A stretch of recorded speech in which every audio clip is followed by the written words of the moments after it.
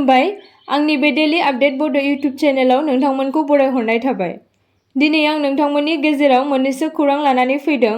आं आसा खालामो नोंथांमोना भिडिअखौ जोबजासिम नायलांगोन आरो लोगोसे चेनेलखौ साबस्क्राइब खालामनानै लागोन। दिनैनि मोननैसो खौराङाव दङ। सेथि खौराङाव दङ दासान्दि मणिपुराव रायजो नाङैनो दुंहाव थासारिया सोलिगासिनो दङ।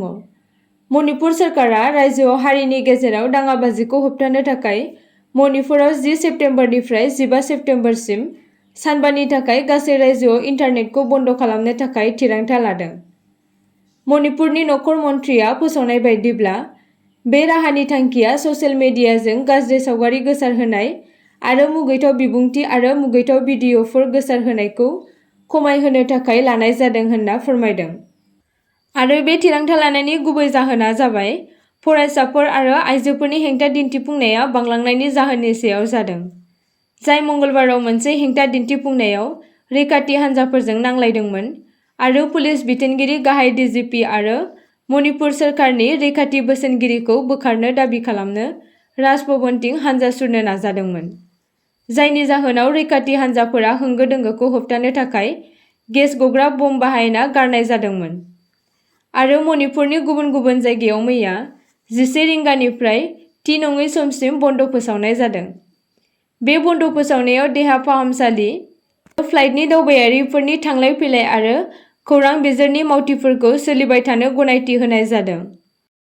नैथि खौराङाव दङ आसामाव सोलोंथाइनि गुनखौ जौगाहोनो थाखाय आसाम सोरखारा मोनसे स्टेट स्कुल स्टेन्डार्ड अथरिटि दानायनि बिथांखि फोसावदों। आरो बे गोदान आफादा फरायसालिफोरखौ नायदिंनाय आरो फरायसालिनि थासारिफोरखौ बिजिरनाय आरो बिसोरनि सायाव बिथा खालामनानै फरायसालिनि थाथाय बायदियै ग्रेड होनाय खामानिखौ मावगोन। सोलोंथाइ मन्थ्रि रनज पेगुआ school quality assessment and accreditation फ्रेमवर्कखौबो बेखेवनाय जादों, जाय स्टेट स्कुल स्टेन्डार्ड अथरिटिनि सिङाव खामानि मावगोन, जाय गासै रायजोआव फरायसालिफोरखौ बिजिरनाय आरो ग्रेड खालामनायाव मदद होगोन। सोलोंथाइ मन्थ्रिया बुंदोंमोन दि गोजौ सोलोंथाइ फसंथानफोरखौ बिजिरग्रा नेशनेल एसेसमेन्ट एन्ड एक्रिडिटेसन काउन्सिलनिफ्राय थुलुंगा लानानै एसकिउएएएफआ रायजोनि फरायसालिफोरखौ नायदिंगोन आरो बिजिरनाय जागोन। गासैबो फरायसालिमाफोरा नेकजों नायदिंजायो आरो बिजिरजायो। बेबायदिनो फरायसालिनि सोलोंथाइनि थाखाय मोनसे एसकिउएएएफ बेखेवनाय जादों। नाक बायदि रोखोमसे फ्रेमवर्क लाबोनो थाखाय state council of education research and ट्रेनिंआ बे जथुमखौ मैया खुंनाय जादों। थामथि खौराङाव दङ राजस्थाननि आजमेराव ट्रेनखौ लामानिफ्राय बोख्लायनो नाजानाय रेल ट्रेकआव सिमेन्ट ब्लकफोर दोननाय जादों।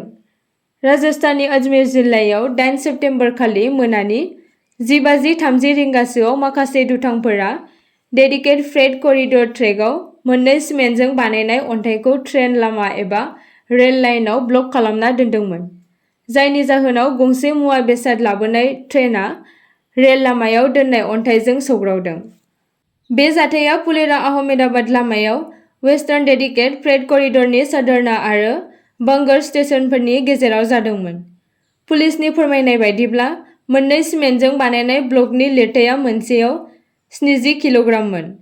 बे जाथायनि सायाव मोनसे केस रेजिस्टार खालामनाय जादों आरो जाथायनि सायाव नायबिजिरनाया सोलिगासिनो दङ आरो पुलिसआ फोरमायदों दि बिसोरो दायनिगिरिफोरखौ नागिरगासिनो दङ होनना। ब्रैथि खौराङाव दङ केदारनाथनि यात्रा लामायाव मोनसे गिख्रंथाव जाथाय जादों। फोरमायनाय बायदिब्ला सोनप्रयाग आरो गौरीकुंडनि गेजेराव हाजोनिफ्राय अन्थाइ गोग्लैदोंमोन, जायनि जाहोनाव केदारनाथसिम गोथार दावबायग्रा दावबायारिफोरनि मोनसे हानजाया हाजो गिसिखानाय आरो अन्थाइ गोग्लैनायजों फबसिनजादों होनना मिन्थिनो मोनो।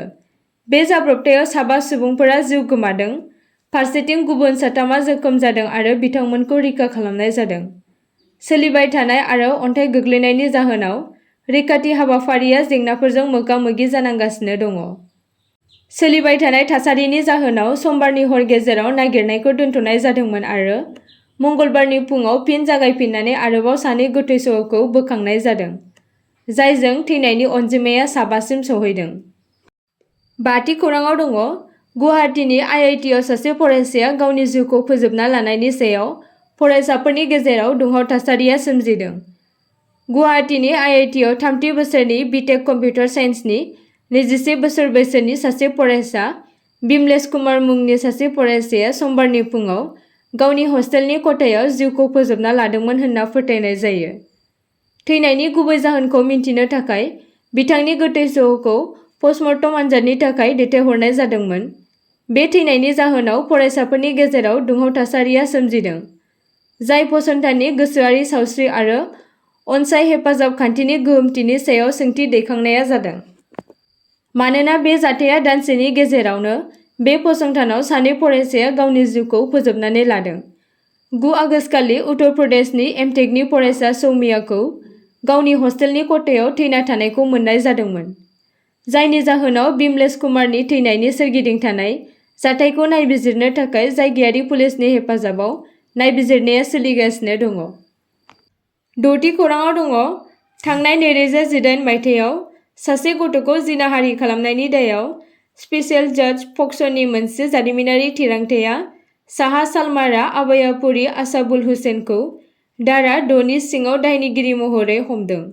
बे जाथाया थांनाय 6 बोसोर सिगां जादोंमोन। दायनिगिरि आसाबुल हुसेनखौ पक्स'नि आयेननि सिङाव गोब्राब दायनि थाखाय दायनिगिरि खालामनाय जादों। हुसेनखौ सासे उन्दै गथ'सानि बेरेखायै दाय मावनायनि थाखाय आयेननि धारा 6 नि सिङाव बिथांखौ दायनिगिरि खालामनाय जादों। बिथांखौ गोब्राब जिउ जोबजासिम जौथेसालिनि साजा आरो 10 लाख रां जुरिमाना होनाय जादों आरो 50,000 जुरिमाना होनो हायाब्ला आरोबाव 6 दाननि गोरलैयैनो जोबथेसालियाव थानांगोन। गिबियै एफआइआरखौ जुन दाननि 2018 मायथाइयाव होनायनि उनाव आसाबुल हुसेनखौ 11 जुन 2018 मायथाइयाव खानाय जादोंमोन आरो 9 नबेम्बर 2018 मायथाइयाव जारिमिनाव हगारनाय जादोंमोन। बिजिरसालिया 31 आगस्त 2024 मायथाइयाव गावनि रायखौ थिनानै दोनदोंमोन आरो जोबथा रायखौ 9 सेप्तेम्बर 2024 मायथाइयाव होनाय जादोंमोन। बे केसखौ साहा सालमारा अभयपुरीनि पक्स'अ बिजिरसालियाव बिजिरनाय जादोंमोन। 7थि खौराङाव दङ। सासे बांलादेशी नोगोरारिखौ हाइलाकान्दियाव हमदों। सासे बांलादेशी नोगोरारिखौ 10 सेप्तेम्बर खालि हाइलाकान्दियाव हमनाय जादों। बे सुबुंनि सिनायथिखौ मोहम्मद सायाम उद्दीन होनना मिथिनाय जादों, जायखौ लाला पुलिस स्टेशननि सिङाव थानाय दानिपुर गामिनिफ्राय हमनाय जादोंमोन। मिन्थिनो मोननाय बायदिब्ला मोहम्मद सायाम उद्दीनआ 12 बोसोरनिफ्रायनो आयेन बेरेखायै भारतआव थागासिनोमोन। बिथाङा हाइलाकान्दिनि दानिपुर गामिनि तज उद्दीन चौधुरीनि न'आव थादोंमोन होनना मिन्थिनो मोननाय जादों। आसाम पुलिसआ मोहम्मद सायाम उद्दीनखौ गावनि न'आव थानो जायगा होनायनि थाखाय तज उद्दीन चौधुरीखौबो हमनाय जादों आरोबाव बिसोरनि सायाव नायबिजिरनाया सोलिगासिनो दङ। 8थि खौराङाव दङ। पर्बतझरायाव सासे ड्राग्स बाहायगिरिखौ हमनो मोननाय जादों। पर्बतझरानि काजिगाव पुलिस थानानि सिङाव थानाय दिबिलतायाव सासे सुबुङा ड्राग्स बाहायबाय थानाय समावनो आसुनि मावथि आरो रायजो-राजाफोरा हमनो हायो। ड्राग्स बाहायगिरिखौ अलंगनज 1 नं गेदाबारिनि आब्दुल मतलेब होनना मिथिनो मोननाय जादों आरो बे ड्राग्स बाहायगिरिनिफ्राय ड्राग्सजों बुंफबनाय गंसे कन्टेनार आरो गंब्रै लांदां कन्टेनारजों लोगोसे गंथाम बेसादफोर मोननो हानाय जादों। बे जाथायनि बागै पुलिसनो खौरां दैथायहरनायनि उनाव पुलिसआ जाथाय जानाय जायगायाव सौहैयो आरो ड्राग्स बाहायगिरिखौ हमना लाङो। आसा खालामो नोंथांमोना भिडिअखौ नायनानै मोजां मोनगोन आरो चेनेलखौ लाइक आरो साबस्क्राइब खालामनानै लागोन।